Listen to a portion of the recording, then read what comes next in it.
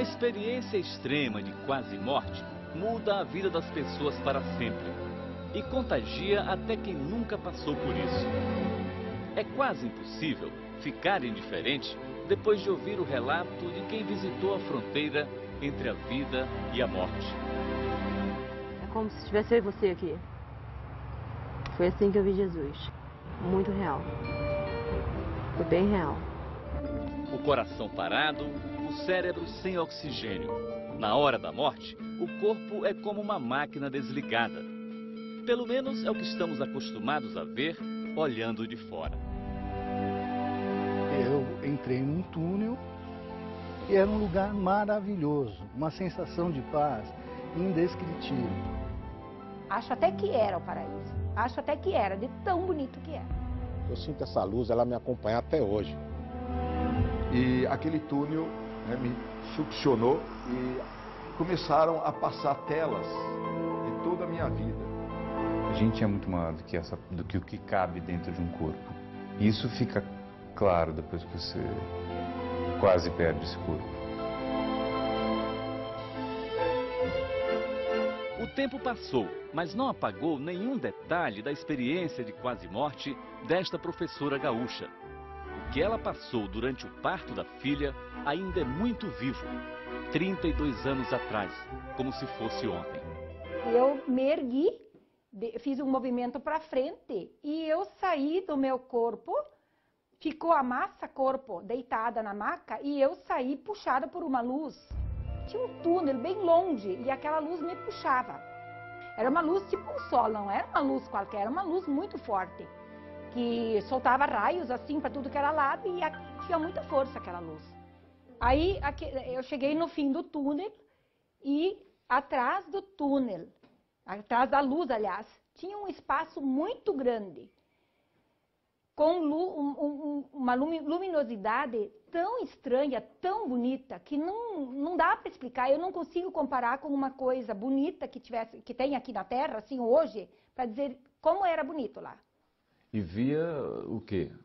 Eu vi lá, não tinha ninguém infeliz, estava todo mundo meio andando, conversando, aparentemente conversando, eu não ouvia nada, né? Mas era como se fosse um lugar, como é que eu vou explicar? Não vou dizer paraíso porque eu não sei, mas uma coisa assim, que paraíso pra gente é aquele lugar lindo, né? Que tu quer ficar pra sempre. Era parecido com isso? Era parecidíssimo. Se não era. Acho até que era o paraíso. Acho até que era, de tão bonito que era. Lindo. E atrás daquela luz, então, que saiu aquela voz, né? Que disse que eu era pra voltar, que não era a hora de eu ir aí. Porque eu tinha que voltar, que eu tinha filhos pra criar.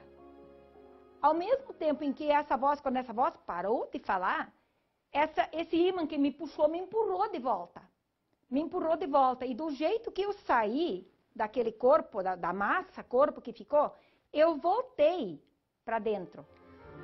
Foi um parto de muito risco. Rita caiu da escada no 8º mês de gravidez.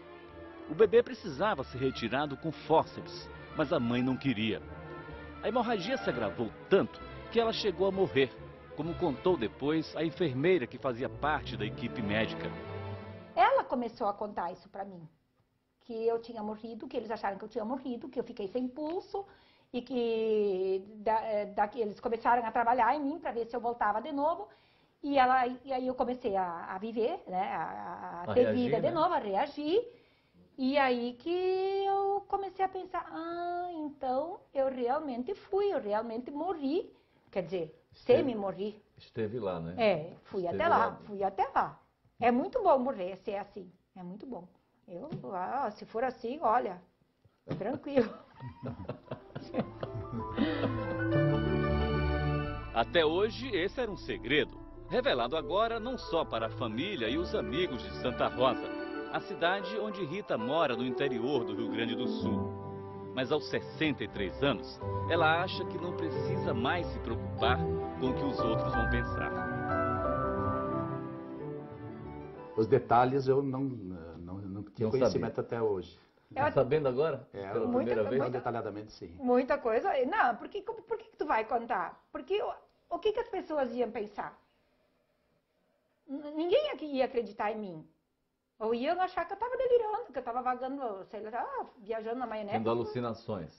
Alguma coisa nesse sentido, porque há 30 anos atrás não se contava essas coisas. Mesmo porque as mães ensinavam a gente que esse tipo de coisa não se contava, né? Nem para a mãe eu não contei. E hoje, quando a senhora conta essa história, o que a senhora sente lá no seu coração?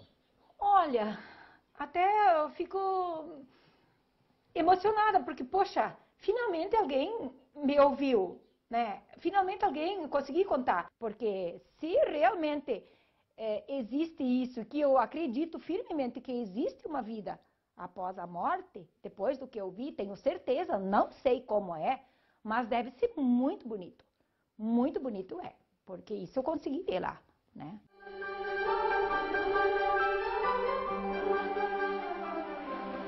A balconista da padaria em Areial, região serrana do Rio, também acredita que a vida não termina quando a gente morre. E a certeza veio depois de 3 experiências de quase morte. Portadora de arritmia maligna, uma doença congênita no coração, ela passou 10 anos enfrentando quase todos os dias uma parada cardiorrespiratória. Você sentiu o coração parar? Ele disparava muito. Ele ia disparar até parar. Aí até então eu não via mais nada. Aí meu marido ia me socorrer. Aí dizia pra mim que quando colocava o ouvido no meu peito, eu não sentia meu coração, só sentia um ruído. Entendeu? Aí logo após ele voltava, bater com tanta força que me dava até dor de cabeça. A filha, Jasmin, nasceu com o mesmo problema, mas toma remédio desde pequena e tem a doença sob controle. O médico só proibiu ela de exercício físico. Exercício físico nenhum. Ela não pode fazer? Não. Nenhum exercício físico. Nada no colégio ela não pode fazer. Cristina, ao contrário, foi atormentada pelo risco de morte súbita dos 25 aos 35 anos, até colocar no peito um desfibrilador. Nem é bom lembrar. Eu tinha muito medo mesmo de morrer. Nossa, só Deus sabe o meu medo. Era muito medo. Acho que quanto mais eu tinha medo, mais piorava a situação. E não é para menos. A arritmia tirou a vida de 11 parentes, incluindo uma irmã que teve morte súbita aos 3 anos de idade. A senhora ficava preocupada?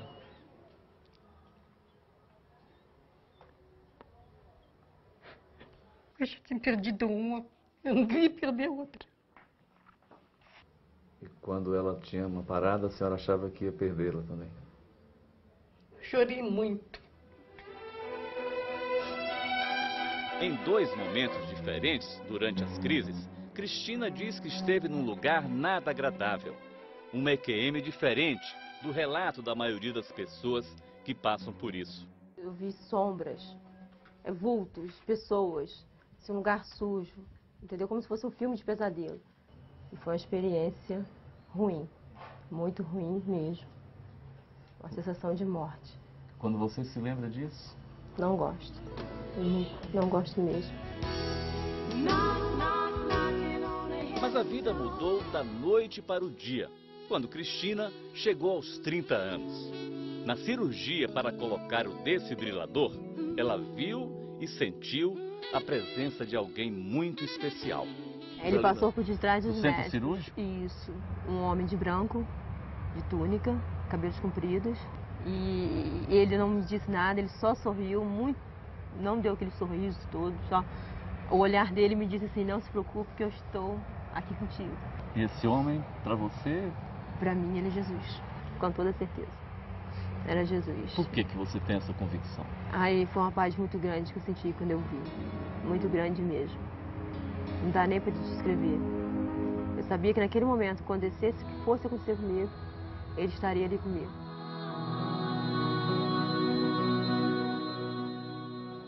Encontros emocionantes fazem parte das experiências de quase morte, mas não aparecem em todos os relatos.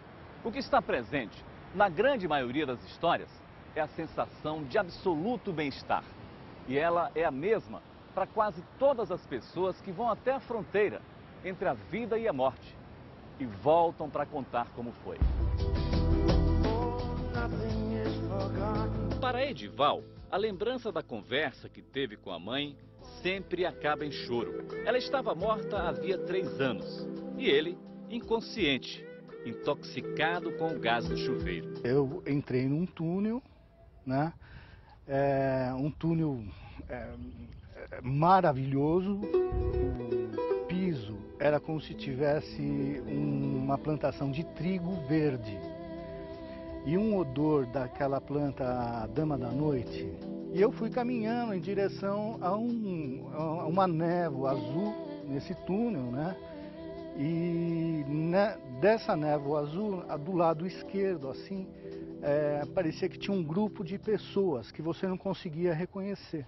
Minha mãe saiu desse grupo aí e veio ao meu encontro e começou a me falar, olha, você tem que ir embora, aqui não é teu lugar, aqui não é teu lugar. Eu falei, mãe, isso aqui é maravilhoso, pô. Eu vou ficar por aqui, eu não quero voltar, não quero voltar. E ela insistiu algumas vezes, calma. Até que uma hora, ela tipo daquelas italianas braba, você volta que você tem um filho para criar, não é teu lugar aqui, você volta imediatamente. Eu estava relutante em obedecer, mas ela foi tão incisiva que eu falei, bom, se eu não voltar eu apanho aqui, aí vai ficar ruim o negócio, né? Enquanto isso, a mulher e os vizinhos tentavam de tudo para reanimar o corpo de Edivaldo. Eles precisaram arrombar a porta para me tirar daqui de dentro e tudo isso que aconteceu, eu via como se tivesse de cima. Como se não existisse paredes aqui, né? Eu via meu corpo caído no box, eu vi a hora que o pessoal me tirou de dentro do box, me levou para a cama, eu vi meu corpo, que eles estavam tentando reanimação, em cima da cama. 28 anos depois, com o prazer de ter criado 2 filhos, Edivaldo agradece todos os dias por ter voltado, porque se dependesse só do bem-estar que sentiu no túnel... Se morrer for aquilo, é muito bom, sabe? Não tem porquê, você vai passar por um lugar muito legal. A sensação de paz que se tinha era maravilhosa. Não é essa loucura que tem aqui. Essa loucura era a rotina do delegado Fernando até o ano 2000, quando foi substituir um colega no plantão e acabou virando notícia. Era o último dia nas minhas férias, quando aconteceu os fatos. Houve um tiroteio e o delegado substituto foi atingido pelas costas. Nesse instante eu percebi que comecei a me ver por cima, lançado para o alto, como se tivesse um foco de luz atrás de mim, como se fosse uma luz de um teatro, redonda assim, em volta do meu corpo, e eu me vendo lá, parado no alto, imóvel, não mexia nada. E eu fiquei ali me observando. Mas como era essa luz, delegado? Era forte, era branca. Era branca. E ela era projetada? Ela vinha de trás, ela passava por trás de mim e projetava. Eu achei sempre que ela só projetava o meu corpo, né? Lá no chão? Ela só projetava o meu corpo. E como eu não conseguia me mexer, eu fiquei olhando para aquilo. E o que passava naquele momento? Eu pensei, eu vou morrer. A bala que perfurou um pulmão e uma costela marcou definitivamente a vida do delegado. De início, assim, para começar, eu fumava 4 maços de cigarro por dia, parei de fumar. Ligo menos para problema da vida. O problema da vida hoje em dia já não me atinge tanto. Eu acho que tudo passa. Hoje em dia eu acredito na recuperação do ser humano, né? Muitas vezes eu não acreditava também antes. Eu achava que aquela pessoa que fez isso ou fez aquilo não tinha recuperação. Hoje em dia não. Eu acho que tem sim. Todo mundo tem. Todo mundo tem que ter chance, todo mundo tem recuperação. Você diria que essa experiência de quase morte foi uma coisa boa que aconteceu na sua vida, delegado? Foi. Eu sinto essa luz, ela me acompanha até hoje. É mesmo? Não que ela brilhe, mas eu sinto uma segurança. Quando eu estou em algum momento, eu penso nela e eu peço um auxílio e acaba vindo. Sempre acaba vindo um auxílio, uma saída, uma sugestão. Eu me sinto protegido.